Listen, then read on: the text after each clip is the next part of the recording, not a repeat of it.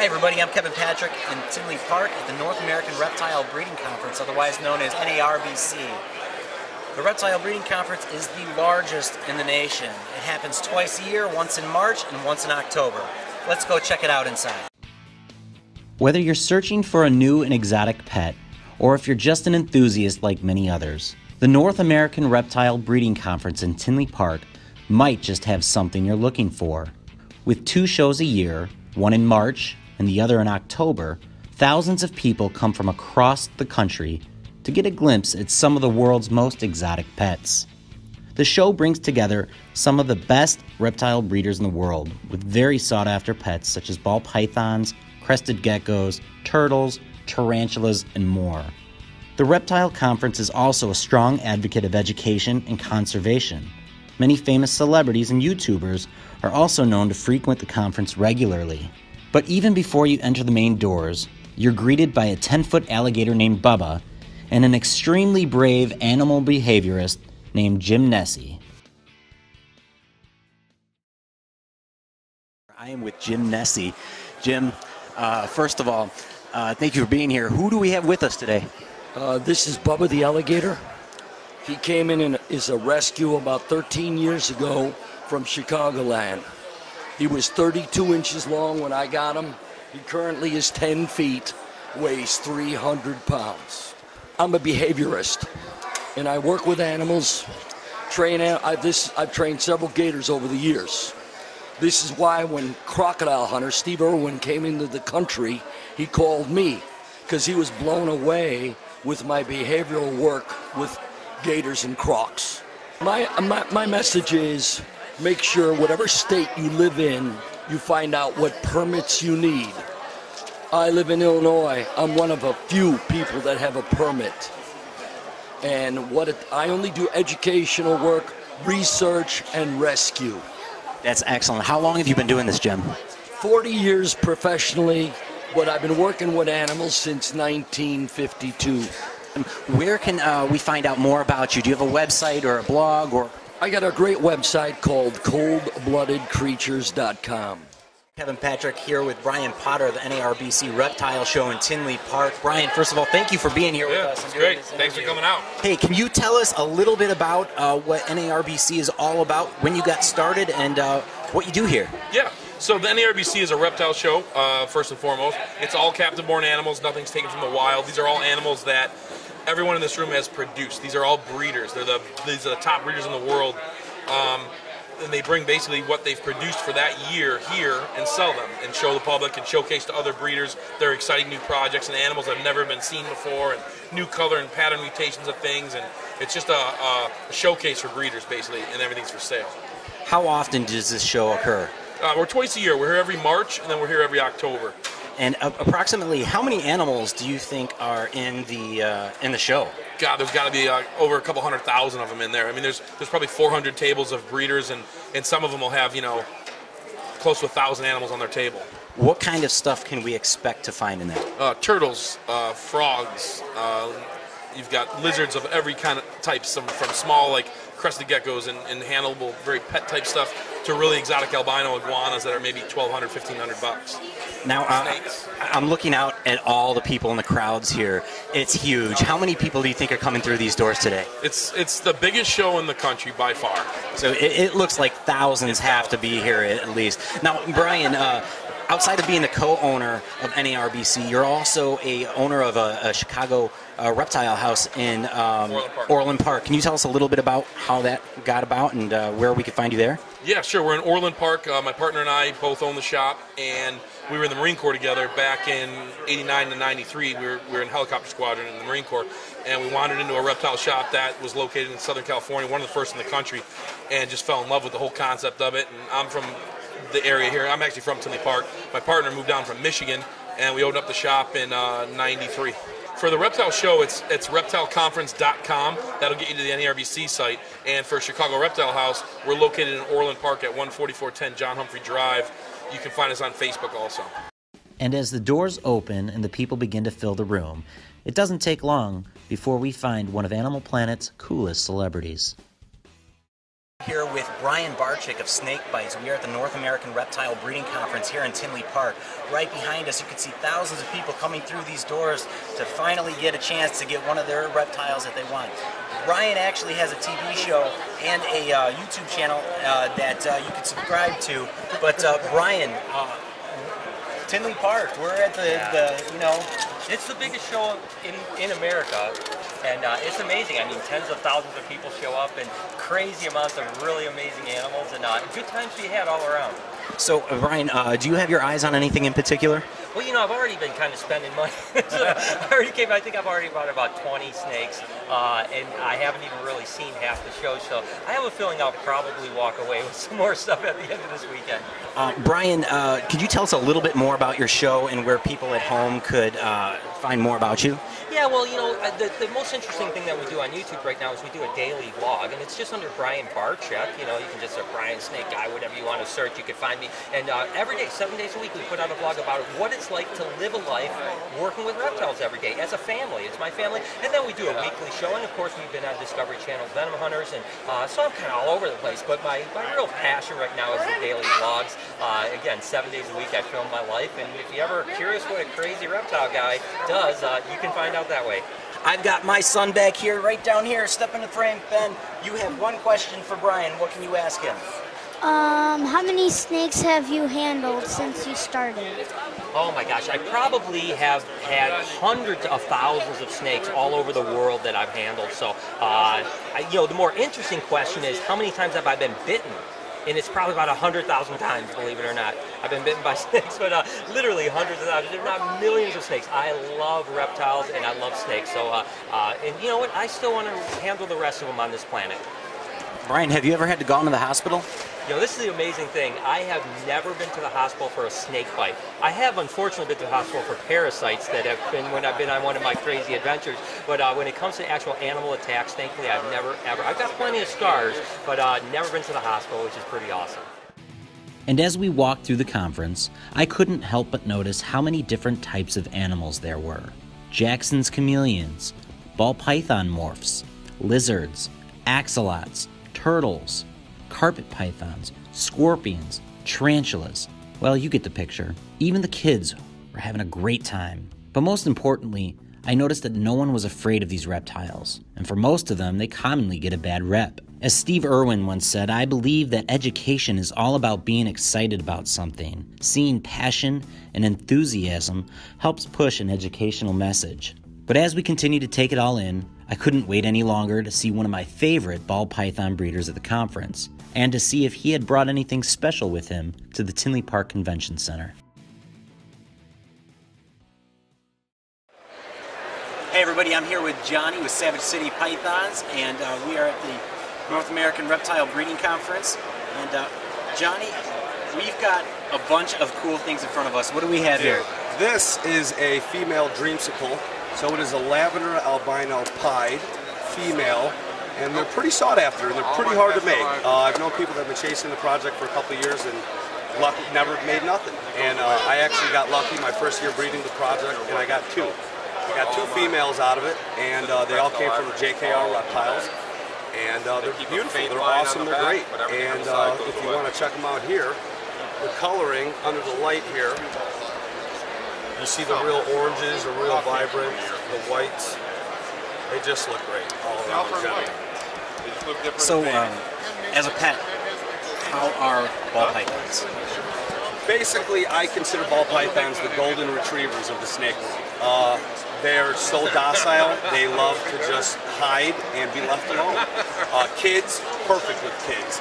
Some of the bigger snakes, the reticulated pythons and the Burmeses, they could be a little nippy sometimes, but I think balls are just perfect all-around pets for kids, for adults, and the colors have just been going nuts over the years, so I think it really has just exploded, and it's going to continue to explode. And it's just great all around. Like the Orange Dream stuff here is just really special. Orange Dream Mojave, which you were a big fan of. Yeah, I saw you hit me up online about that one.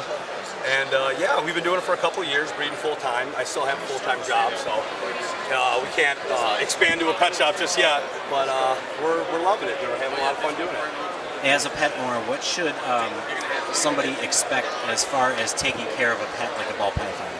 Well, what to expect when we take care of a ball python is enclosure, first off. We use rack systems because we're keeping a lot of animals. Most of the time, somebody will go to PetSmart or Petco and they'll pick up a 10-gallon tank and make sure you have a hide in there, watered, your humidity's right, temperature's right. They need a nice hot spot. 89 to 92 is where I like to keep my hot spots.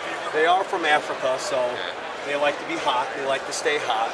And yeah, but they're really easy to take care of. They're really easy. And it looks like we have a different selection and price ranges too. Can you explain what's the difference in prices? Well, the difference in prices is the different genetics that are involved. And some genetics are more rare than other animals, and that's basically it. So we have animals like the Dream School. It's very sought after and hard to make and hard to get. So that's why the price is a little higher than maybe, let's say, a $50 snake or a $75 snake that there is an abundance of in the world. So if there's only 20 of these animals in the world, the price is going to be set accordingly. And if there's 5,000 of the animals in the world, then the price will be set accordingly. So that's where that is. That's about it. That's it. So at Tinley here, what are you most excited to see or buy or come away with? What I'm most excited to see is whatever JKR Reptiles puts out. They usually put out some very nice stuff. They usually put out, in my opinion, some of the best stuff. And that's why we invested with them to begin with. So I'm really looking forward to see that Pompeii. And I believe, what was the other one? Pompeii and something else. I can't remember. He just released them the other day on YouTube. So I'm not sure. I can't remember the name, but we're going to get that name figured out. So Johnny, how does everybody get a hold of you or check out what you've got to offer? Well, you can find us at www.savagecitypythons.com or Facebook, Instagram, or all around, just give me a call on my cell, 708-465-0629, and I'll help you out with whatever you guys need. And as the day went on, more and more people began to fill the convention center. Some got the opportunity to meet and talk with the show's celebrities, asking questions and exchanging stories. Others purchased supplies for their new pets and talked with experienced pet owners. But for those who are new to the reptile community, this might be an alternative to buying a new pet. How about adopting one? I am here with Erica, Ann, and Jeffrey from Friends of Scales, and they're here to tell us a little bit about their organization and what they do. So we actually started about 6 years ago. We started when we found a need. I work at a veterinary clinic. I work at Chicago Exotic Animal Hospital, and we were getting a lot of patients in that just were not able to, the clients weren't able to take care of them more. They had metabolic issues, calcium issues, nutritional issues, some were trauma from snake wounds, and some people just couldn't keep their pets anymore. And so from that need, we actually started Friends of Scales Reptile Rescue, with our first guy being Johnny over here, who was actually a metabolic little veiled chameleon that came in, and we took a chance on it. We worked with our veterinary group, so all of our animals now get veterinary care, and we went from there. And it's actually been growing exponentially to now where we expanded out to people who, you know, just their animals need to go, they're going to college and they need their animals to go somewhere. So we branched out to that, and we actually now help zoological organizations in placing animals and also placing animals with them. All right, so there's Hogwarts Running Club. So this is a virtual race, and it is a virtual race is something different. So it can be run anywhere during a certain time frame. So people sign up online, and all the funds raised go to different charity organizations. So about a year and a half ago, Hogwarts Running Club found us, and they asked if they could basically donate money to us. So they chose us and 3 other different rescue groups, and we were able to basically cross-promote all these different rescue groups along with Hogwarts. And the funny part about this is what kind of brought the whole thing about was our naming. We have to come up with unique names for our animals. So we happened to be on Harry Potter names at the time that this came about, and they thought that that was really cool that we were, you know, kind of going with the Harry Potter theme. And it ended up benefiting us, and they ended up donating quite a bit of money to us, which is helping us to actually build the rescue. So you can find us on our website at friendsofscales.com, and you can actually look on there for our pet finder, and our Facebook feed is actually updated very frequently. We are happy to talk to everybody that comes through about enrichment, nutrition, husbandry care, and what they can expect veterinary care-wise. We're also with you every step of the way. So if you're like 10 years down the line, you still have a tortoise, and you have questions, you can reach out to us, and we're happy to help. So if you're one of those people that are new to reptiles, or you're just scared to death of them, The convention also has plenty of books to help you educate yourself, so that way you can eventually replace that fear with respect. If reading isn't your thing, try checking out our next guest's YouTube channel. Hey everybody, I'm here with Dave Kaufman at NARBC Reptile Convention in Tinley Park. First of all, I want to thank Dave for doing the interview. Absolutely, my pleasure, my pleasure. Dave, you've got a channel out about basically reptiles and such like that. Right. Can you tell me a little bit more about it? Yeah, absolutely. It started with 3 DVDs that I began in 2009. They're feature-length documentaries on what all of this means, what herpetoculture means. You know, reptiles and the people that love reptiles. And it was so popular that in 2011 I released a sequel. That one was so popular that I released a 3rd one. And then the whole industry started changing after that. People stopped buying DVDs, everything went to streaming, and so I took the footage that I had for the 4th installment and put those episodes on YouTube and started Herpers TV. The documentaries were called Herpers because all of this is herpetoculture, and if you are involved in herpetoculture, the nickname for you if you're involved is a herper. It's kind of an unfortunate name, but that's what we're called. So the documentaries were called Herpers, and so Herpers TV came out of that, and then Herpers TV kind of, you know, grows and evolves, and it evolved into the Reptile channel. Pretty soon I'm going to change that because there's a number of other channels on YouTube that are too similar to it, and I, certainly don't want to be confused with another channel. So we're going to do a little bit of rebranding coming up here, but we've been doing it for 3 years. We are sponsored by Zilla. We are sponsored by Rainbow Mealworms, and essentially I get to travel the world and chase the most exotic, venomous, sometimes dangerous snakes in Thailand and Australia and Peru and literally all over the world, and film episodes for the YouTube channels. Yeah, so me personally, I work with ball pythons, and I work with hognose, and I work with bull snakes. Hognose and bull snakes are native to North America, and they're extremely wide-ranging species. So they literally range from Mexico all the way up to Canada. So if you live in the central part of the country, chances are you've run across a bull snake or a hognose snake, but there's so many different morphs and so many different genetic variants to these animals that over time, these animals are really domesticated animals now. Ball pythons are probably the most domesticated reptile there is. These aren't wild animals anymore. This is what I tell everybody when they tell me that they're afraid of snakes. If you're afraid of snakes, then everything you think you know about them is wrong. Plain and simple. So snakes are they're not going to bite you. They're not aggressive. They are not going to seek you out. They are not going to attack you. They don't chase people. And a lot of people will say, oh, the snake chased me I was on a fishing trip and a snake. No, the snake freaked out, and their flight or fight response was, get out of here. Well, they freak out, and they don't realize that they're trying to escape the predator by going towards the predator. So everybody thinks, oh, the snake is chasing me and it's evil, and not at all accurate. It seems like maybe a little bit of education goes a long way with controlling fear about something like that. Absolutely, and education is the absolute key.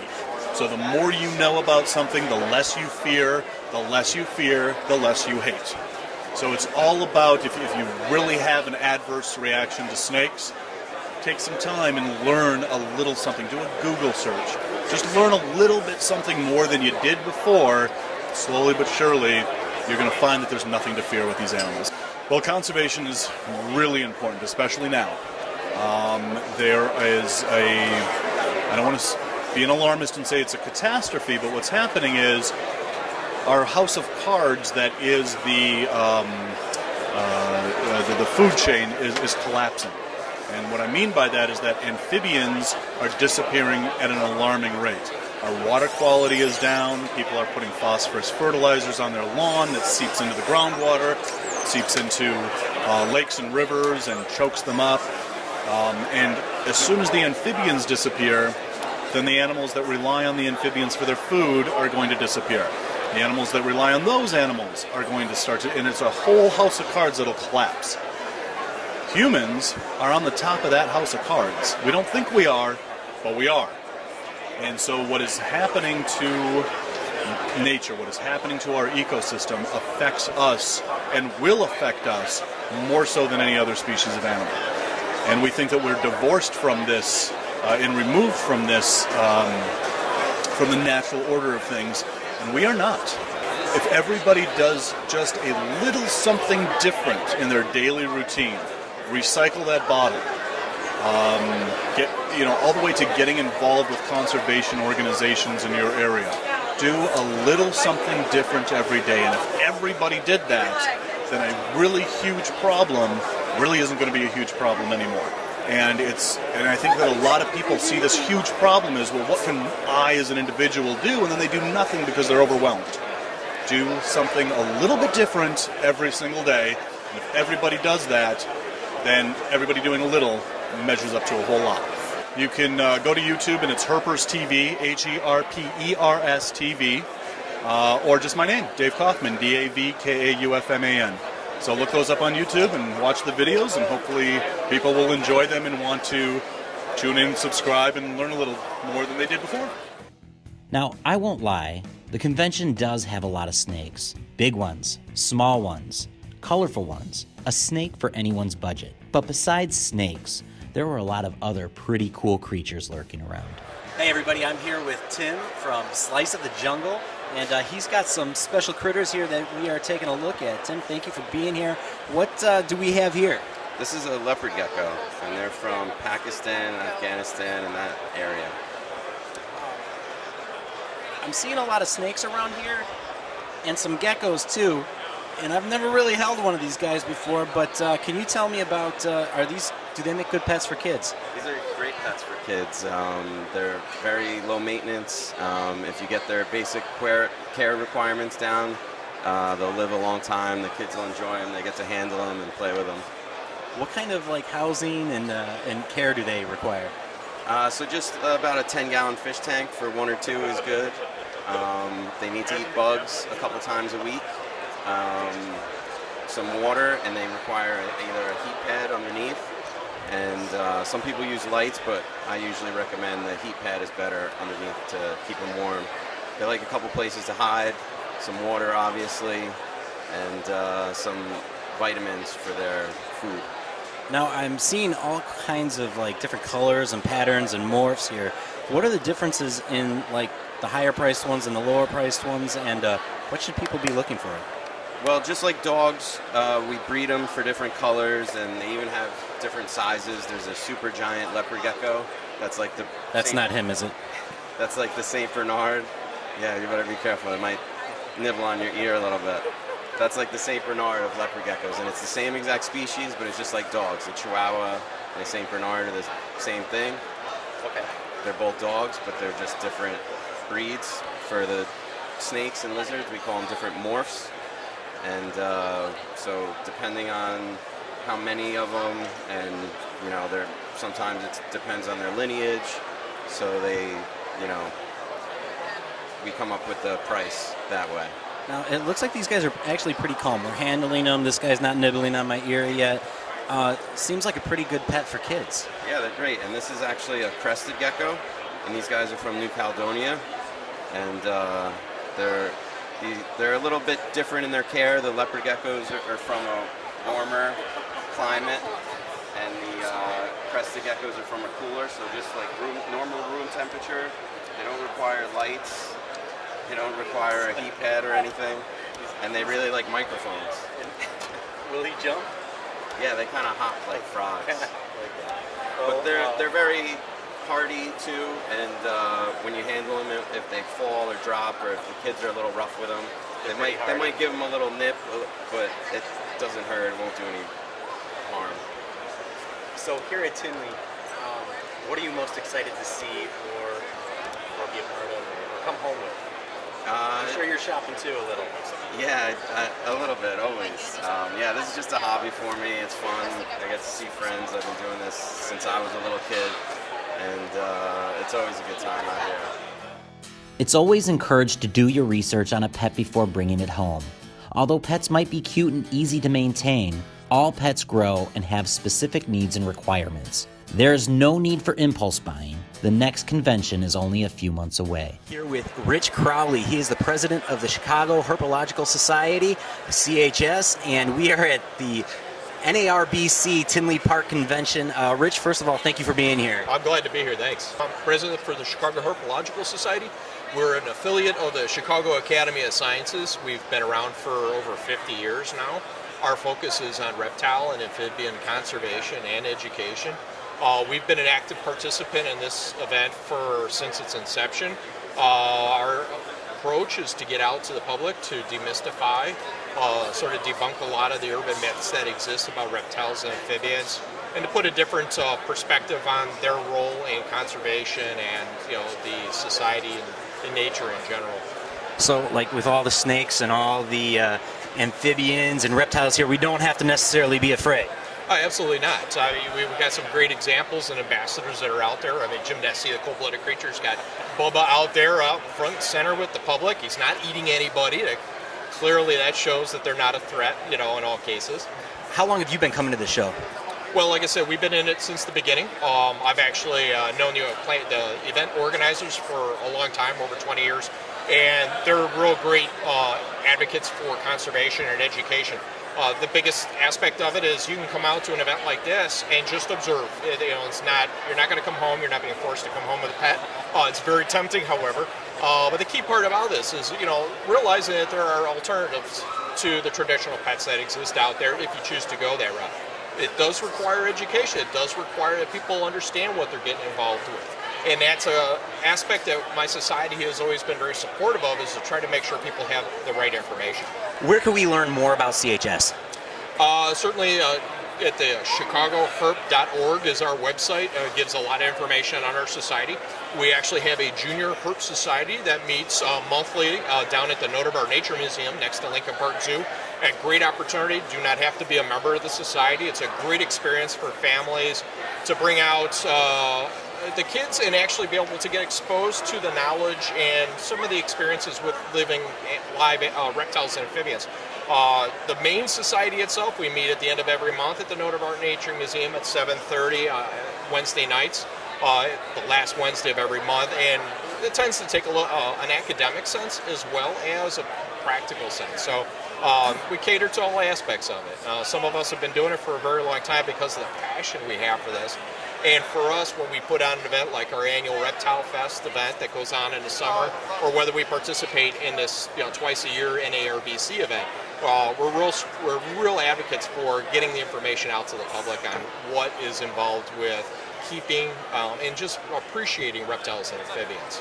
Can you tell us a little bit about what you've handled or what you've dealt with in the past? Yeah, so it's interesting. I kind of, my day job is more accounting. It's kind of funny. A lot of people wonder about that. But, when you talk about my side business, it's really a hobby. It's really a hobby because I've been successful with the animals I have. The Rich Crowley Reptiles website that I've created is basically an outreach for certain species that I've enjoyed. And that's one of the aspects of this hobby that's really great, is that enthusiasts such as myself who have enjoyed success with the species that they work with can do something to be able to perpetuate those species in captivity. And I do that through the species that I work with, but I also am very supportive in giving back to rescue and other activities in the Chicagoland area, and also my support of the CHS as president, trying to keep that going. And that's Tinley Park, everybody. Thank you for joining us. We'll see you next time. Yeah, we'll see you next time. And as the day came to an end, we had the opportunity to see a wide variety of animals. We learned that education is key to conservation and that knowledge helps eliminate our fears. As Steve Irwin said, we don't own the planet, we belong to it, and we must share it with our wildlife.